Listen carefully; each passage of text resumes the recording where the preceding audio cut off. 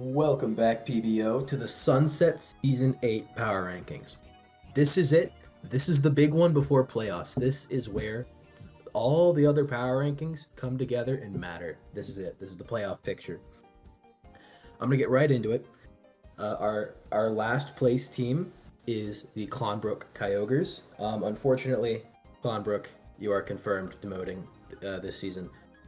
Even if you 6-0 me this upcoming week, because I'm your matchup next week, it still wouldn't be enough to put you above Pittsburgh, who's won 2 games.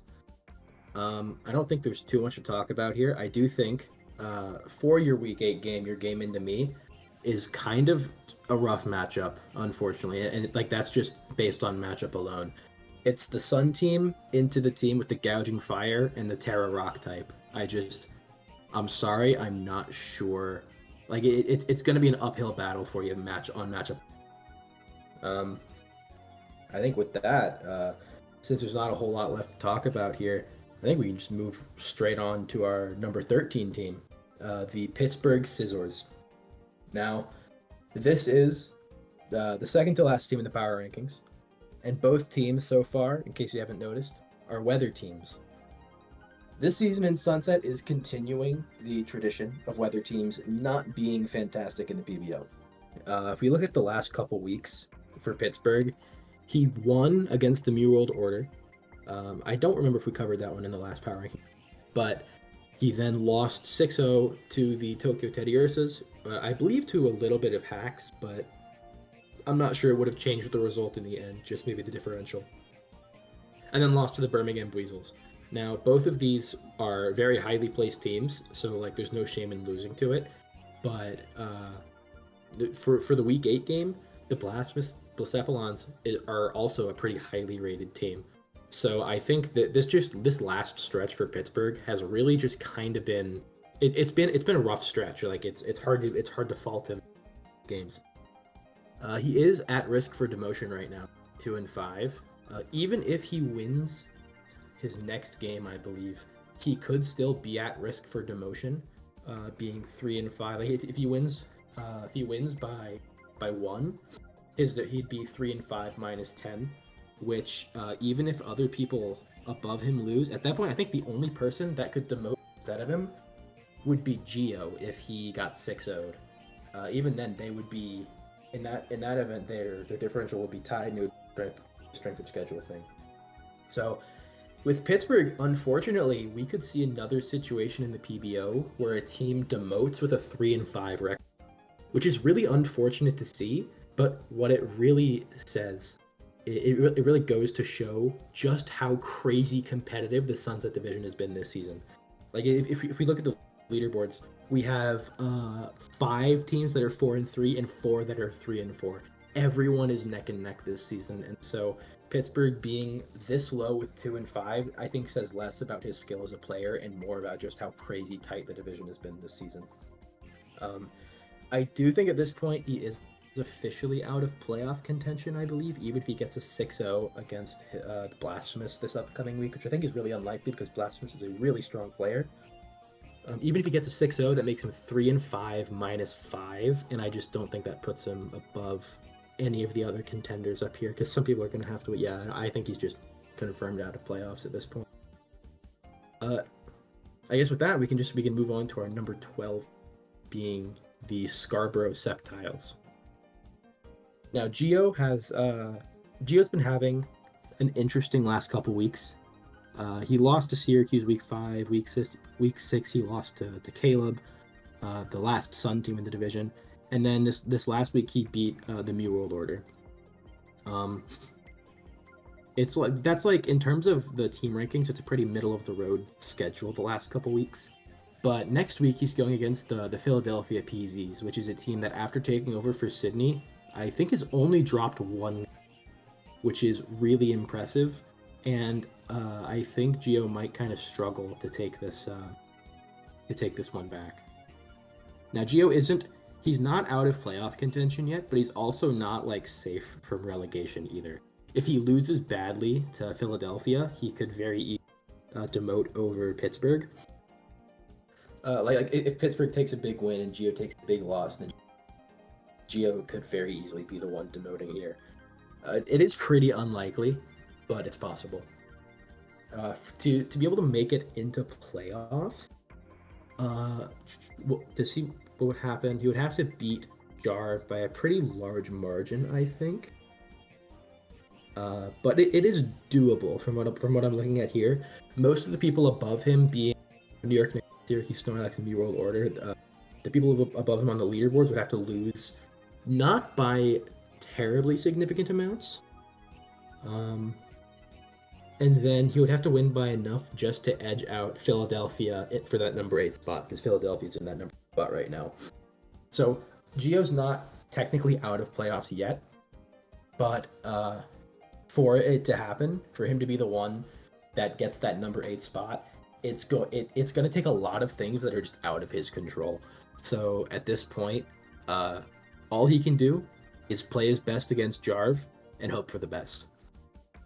And with that, I think we can move on to our number 11 team, the New York Nickits. Now this is the Sun team. I like this team because I think Terachiyu gets a lot of undeserved hate in the PBO. Last 3 weeks, Caleb lost to Birmingham, beat Gio, and then lost to Cherry Hill. Losing to Birmingham is that's nothing to be ashamed of, because Birmingham is a top team right now. Ever since the team swap, Birmingham's been popping off. And then he beat Gio, the team directly below him right now. And then Cherry Hill, in terms of record, is fairly middle of the road. I think top half at the very least. Yeah, he's dead center right now. And then next week he plays against Toronto, who I think he can definitely beat, but he's gonna have to get creative with his team a little bit. Toronto has a Tyranitar, which means Chi-Yu is gonna struggle if he's not using Terra something like that. Might have to get creative with winning the Weather War, maybe bring out Boulder to put on a lot of pressure. I don't know. I'm not gonna leak everything you could possibly do. But anyways, for the playoff picture, yes, beat Toronto. In terms of that last spot, because basically with where Caleb's at, he has to there's more options for him to take that spot. He can probably get the 7th or the 8th spot just because of the amount of diff he has to make up. If he 6-0s Toronto, just for example, Toronto would be then Caleb would be above Toronto by exactly 1 diff. Ooh, excuse me. It would be above Toronto by 1 diff, which means if Caleb makes playoffs, then Toronto probably wouldn't, especially because they're up 3.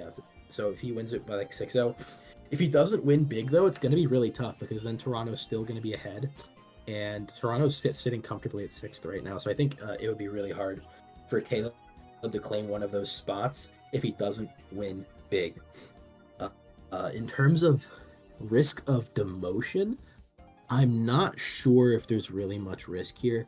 If Pittsburgh wins 6-0, then he's 3-5 -5, and then Gio would have to not do worse. So basically, if Pittsburgh wins big and Gio loses big, Caleb's fine. If anything else happens, if Pittsburgh doesn't win big, he's fine. Basically, if both the people below him win big, then he's maybe he's in some trouble against Toronto. But as long as he doesn't lose big against Toronto, he's probably fine. But yeah, this team definitely isn't out. This is one of the teams I would be keeping an eye on for sure, as one of the many teams that is really going to be fighting hard for that last playoff spot. It's going to be tough. It's going to rely on a lot of things outside of his control, but it's possible. You're probably going to hear me say that for these next few placements. But like I said, it's because Sunset is just that tight this season. There are so many. I'm talking about teams that are fighting for playoffs and to avoid demotion right now. The records are that tight to where one game can swing them that far on the leaderboards.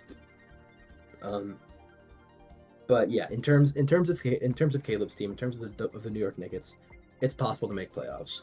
And with that, we're gonna move on to our number 10 team, the Mew World Order. Now, the last couple weeks, this team's been This team lost to Pittsburgh, the Rain team, beat Syracuse 4-0, and then lost to Geo. Now, you might be asking why the Mew World Order is under Syracuse here, even though they beat Syracuse. And that's because, honestly, the other 2 weeks surrounding that Week 6 game, she lost to Pittsburgh, who's the second to last team, and then lost to Scarborough, who's the third to last team. And those losses are pretty devastating in terms of what's actually going on for in terms of what's going on with the playoff picture. Like, if she had won either of those games, she would probably be locked for playoffs, right? Or not locked, but it would significantly easier for her playoff chances right now. But basically, yeah. So she goes against the Cherry Hill Bellsprouts these for Week 8, who, like I said before, is a whoever wins this. Actually, I think it depends on how big, but if it's a big win, they'll basically just swap places on the leaderboards. Cherry Hill's 4-3 +1. Mew World Order is 3-4 -2. In terms of differential, it's very close. So if the Mew World Order wins 2-0, then instantly that puts Mew World Order above Cherry Hill and a very likely playoff spot. It's not guaranteed because, again, they're so close. If people below her win bigger, she might get edged out. But a 2-0 win is like the minimum chances. If you get a 1-0, you're probably not making playoffs. If you get 2-0, you have a good chance. If you get anything above that, your chances kind of skyrocket. And I think it's very possible to win. Like, between these two, there's only one team between them on the leaderboards. But overall, I think she definitely stands a good chance of making playoffs. We saw a big team swap. She definitely feels more comfortable with the team now. Beating Syracuse is Syracuse is a good player. He was like top of the leaderboards last season. He's had a little bit of a struggle this season to get a foothold, but he's still a good player. But yeah, overall, this team definitely has a good chance of making playoffs. It just needs, at minimum, that 2-0 win, but you're going to have to work for it because Cherry Hill's not going to just let you have that. All right. And with that, we can move on to our number 9 team, the Syracuse Snorlax, who I was just talking about before. Now, the last 3 weeks, Syracuse beat Geo, lost to the Mew World Order, and then lost to the Philadelphia PZs. That's losing to the Mew World Order is tough. I'm not gonna lie.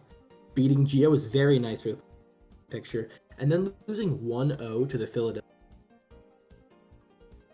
That's a close game. So like, I'm gonna give you props to that because the Philadelphia PZs has proven to be a really strong opponent this season. Again, only dropping one game since he took over for Sydney. Now we get to the scary part for Syracuse. His Week 8 game is against the Boston Banettes, who, in case you guys haven't watched the previous power rankings, the Boston Banettes is the team to beat in Sunset. This is the monster team. And honestly, I think Syracuse probably stands a chance. I think his matchup is not that terrible. He has a lot of answers to what Raven can bring in that game, and he has a lot of good offensive pressure too. He just has to position things right, and he has to play smart. He can't rush against a Glow King and a Torrent, and you can't drag too slowly. Set that tempo really well with your pivots like Rillaboom, Gliscor, Hands, Blastoise, Urshifu. Play smart, play at the right pace, not too slow, not too fast, and you'll probably be okay. Now, to make it into playoffs here, you have to hope that the Mew World Order doesn't do super well in her game against Cherry Hill, and then you also have to kind of put a spanking on Raven. You have to like really win by a lot of diffs. So maybe what I was saying about the right talent isn't accurate. Like maybe there's another path.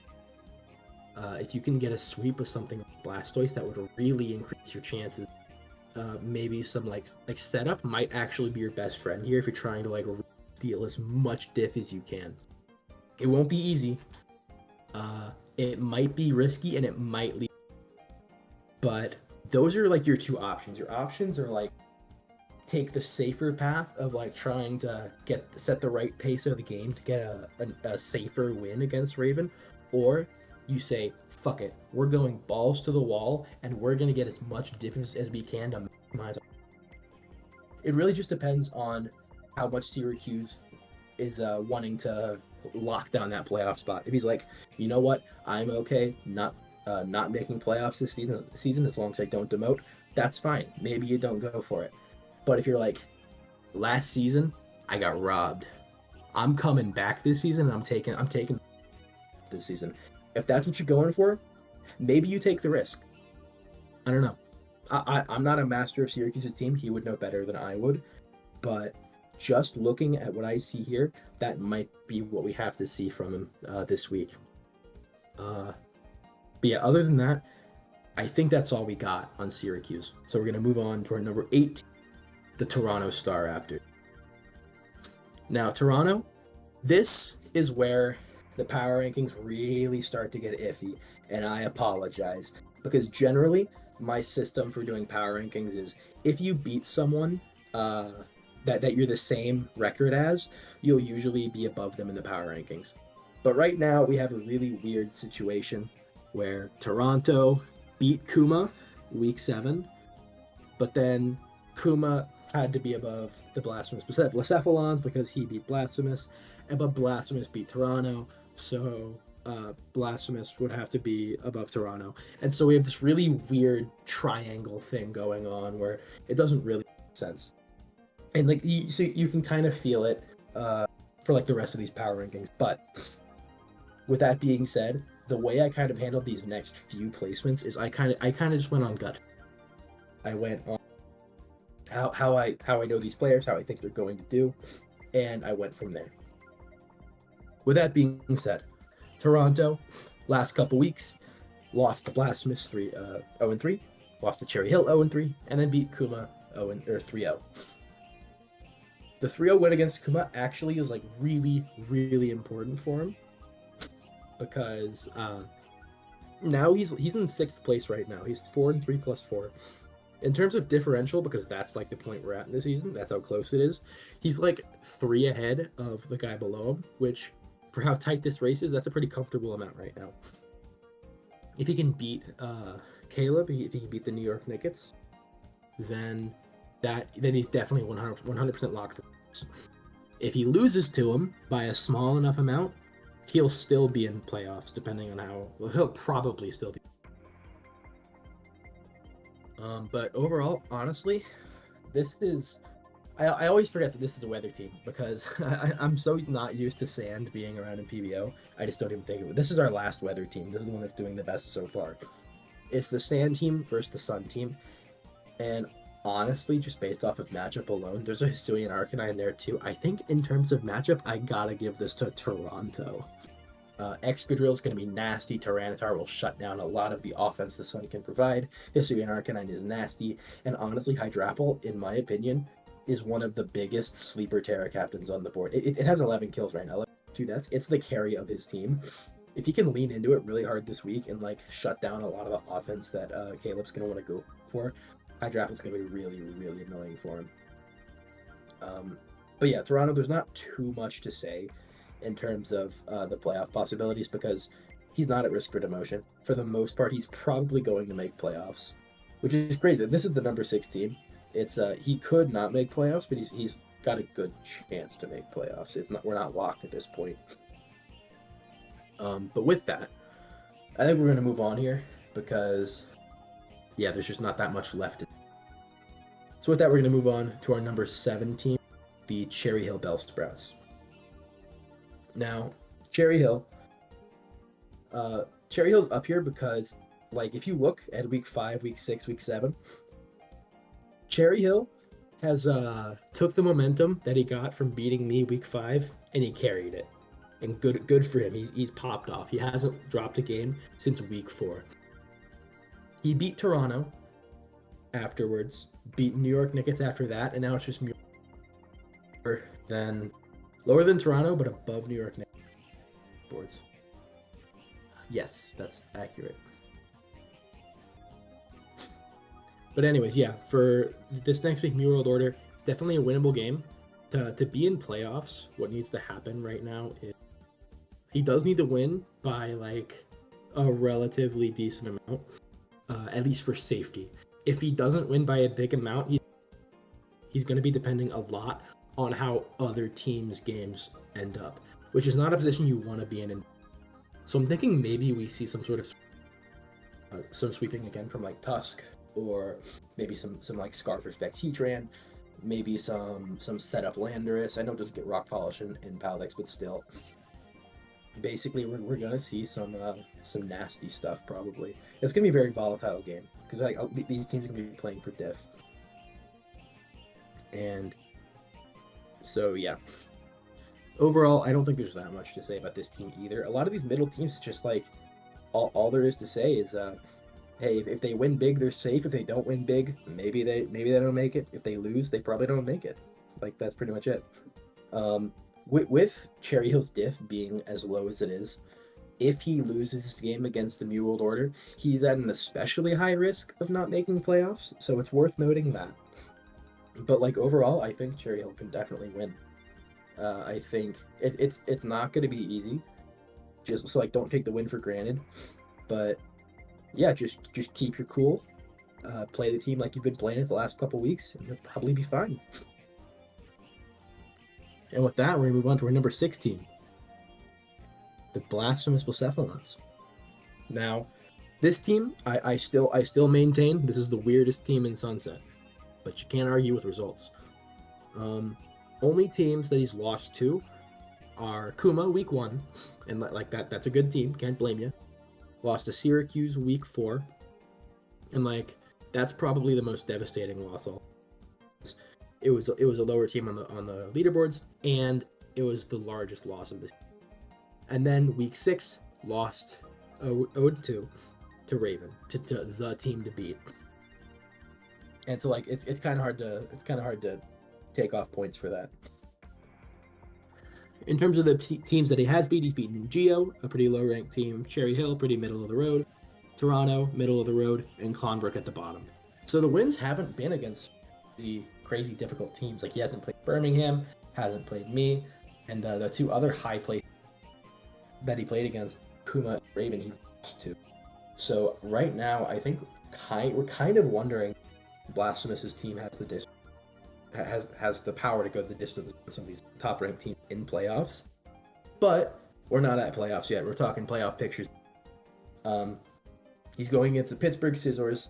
He has a water-absorbed Clodsire, an Alomomola, a Raging Bolt. I hate to call it early, but honestly, I think Blasphemous kind of has this lockdown. Like this is going to be a really good matchup for Blasphemous, just because of the rain matchup. Deoxys Speed also maybe outspeeds some of the Swift Swimmers on the team. I think because Overquill is one of the Swift Swimmers on Pittsburgh's team. I believe Max Speed Deoxys Speed outspeeds +2 Adamant Overquill. So that's something to worry about. If the Overquill's forced Jolly, that really is a large amount of damage it's losing. So overall, like, I think Blasphemous has a really good chance of making playoffs, both because of the matchup in this upcoming week, and like, look at the diff. It's 4-3 +9, as opposed to the previous team we talked about, which was 4-3 +1. It's that by keeping the losses small all season and the wins really big, Blasphemous is like the most insulated team we've seen so far, which like of course it is. It's the furthest up in the power rankings, but still, this team is very insulated. I think it's technically locked. Like if he loses 6-0, 4-4 +3, I can do math. And that is like, I think just above the cutoff for where the playoff, for all the playoff events to be happening. I think like that's where things start to get actually locked down. That's where things actually get interesting. So I think technically speaking, if Blasphemous isn't locked, like technically, then he's as close to locked as you can get. So yeah, Blasphemous I think is effectively playoff locked. And with that, we're going to move on to our number 5 team, being the Tokyo Teddiursas. Now Kuma has had a rough back half of the season so far. Week 4 lost to me, but we already talked about that. Lost to Raven, which is like, a loss is tough. It definitely is, but it was to Raven, so like it's kind of hard to fault them. 6-0 Pittsburgh. Again, I think it was the hacks, but I'm not entirely sure, and I don't think it would have changed the outcome of the game. And then week 7, just now lost to Toronto. I heard it was a rough game. I haven't seen it, but I remember hearing it was a rough game. And now, for week 8, he's going against the Birmingham Buizels, which, spoiler alert, is the number one team on the leaderboard. And so basically, Kuma's going to have to really lock in this week. His diff is actually lower than Blast. 4-3 plus 7. If he loses badly to Birmingham, who has a lot of setup threats on his team, he has the Mew, some other things I'm sure, I can't remember off the top of my head, but I know he has a lot of setup. If he gets beaten badly, he could, I think, technically not make playoffs. I think if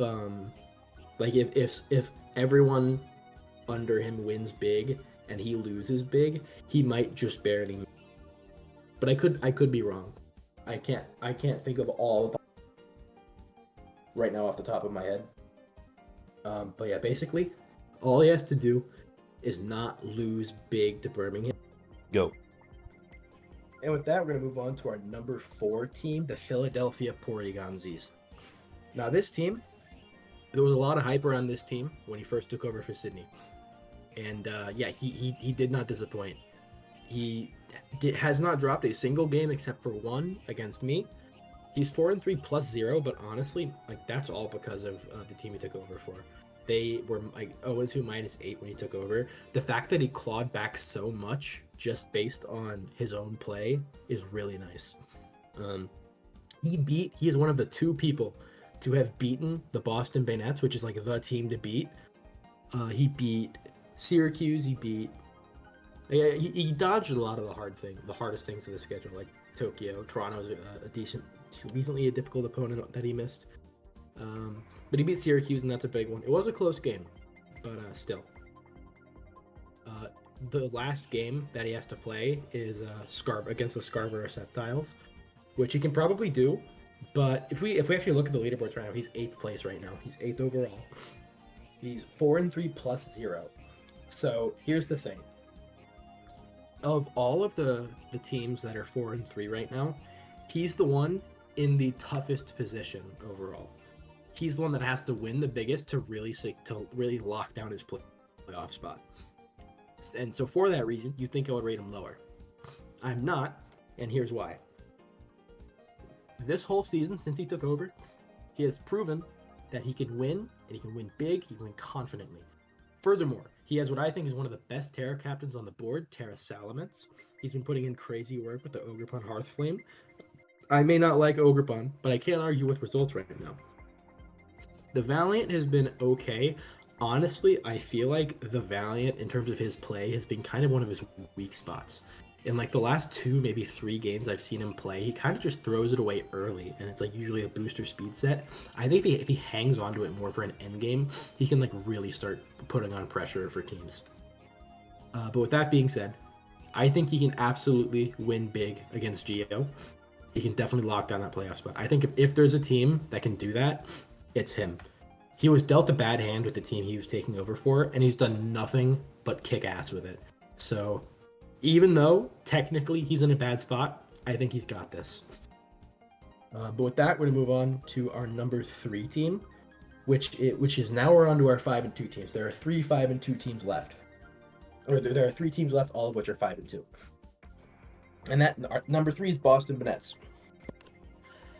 This is a crazy fall off. This team was number 1 for the whole season of Power Rankings, if I remember correctly. And now it's fallen to 3. It's one thing to say, oh, it fell 2 places, but the thing is, it was number 1 by such a large margin before that it was it felt daunting. And then these last couple weeks, it's just been it's been rough.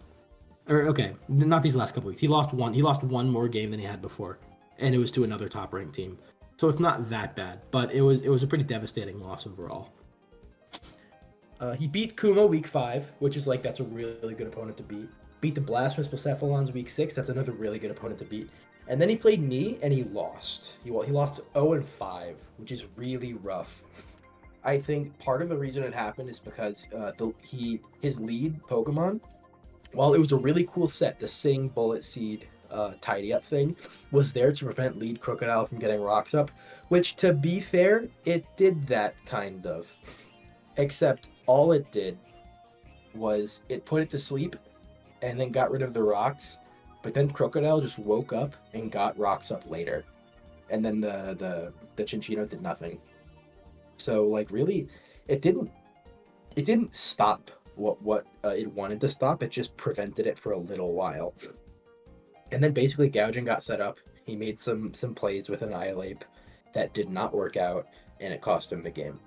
But I know a lot of people said that Terra Steel on the Annihilate cost him the game. I ran the calcs. By my calculations, it didn't. Not at all. Like, he was still losing that interaction anyways, even with bulk ups. Heat Crash was doing like 40 to 49, I think. And it takes more damage. If you're bulking up, eventually I'll get the burn off with Bulwark. It's just a rough game. I think the matchup was rough, which is crazy to say for a team as cracked as this. I just think my team had all the pieces that were needed for it. But if we look forward at this team is locked for playoffs 100%. Like, let's be clear. If he could lose 6-0 to Syracuse and be fine. But assuming he doesn't want to lose 6-0 to Syracuse, he can probably do pretty well. Like the overwhelming power of Bax, Palafin, Terra, Annihilate, and Tornadus is crazy. And Glow King being able to pivot around and get those guys in is really nice against Syracuse's team. I think if there's one thing that Syracuse's team has proven to not have a lot of this season, it's longevity. He has to use a lot of his pieces early to like actually get things going, and then he just doesn't have the steam to get through the end game. And Raven's team, I think, might really capitalize on that. But I talked about this matchup a little bit. I don't want to talk too much more about it, but basically, Raven is locked. He's definitely this is definitely a champion contender. Despite the loss to me, he's definitely still a championship contender, 100%. Now, with that being said, yeah, that being said, he's good. We're gonna move on to our number 2 team now, the Birmingham Buizels. Now, Birmingham, I know you're watching this. I know you're looking at the leaderboards right now. You're saying, "What the fuck? I'm number 1 overall. Why am I not number 1 in the power rankings?" And some might say self-favoritism. I say it's not, because, like I said before, the way I try to do these power rankings is if someone has the same record as someone else, then the person that has beaten the other person, most of the time will take the spot. Like when I can help it, the person that won the game will be above the other person. And because Birmingham lost to me, he is number 2 in the power rankings. Now, with that being said, I just want to say, I called this season. I said after the team change happened, I said he's a lot more comfortable with this team. He's going to start picking up steam. He's going to start steamrolling. He's going to pick up a lot of momentum. And Birmingham went from a team that was like towards the bottom of the leaderboards to number 1 overall right now. I told you all this was going to happen. It happened. This guy's locked for playoffs. He's 5-2 plus 13.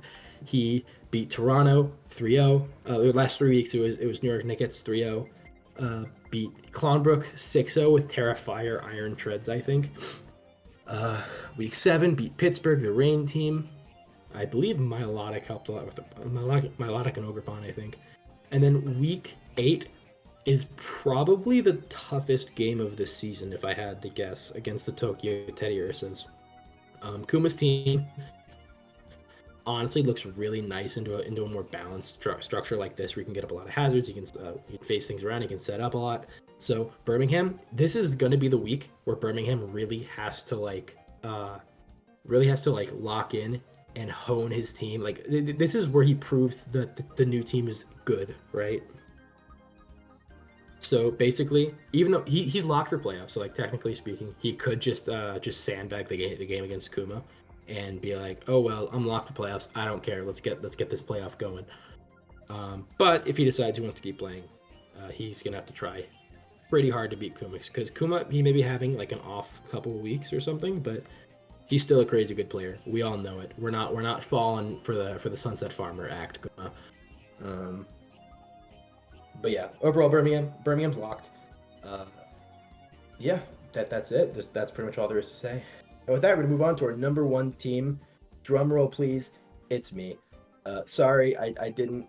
I don't like putting myself at the top of these things, but if you look at my record and you look at all of the teams below me in the power rankings, that is, I have beaten every single team below me, like the four teams that are directly below me. I've beaten Birmingham, I've beaten Boston, I've beaten Philadelphia, and I've beaten Kuma.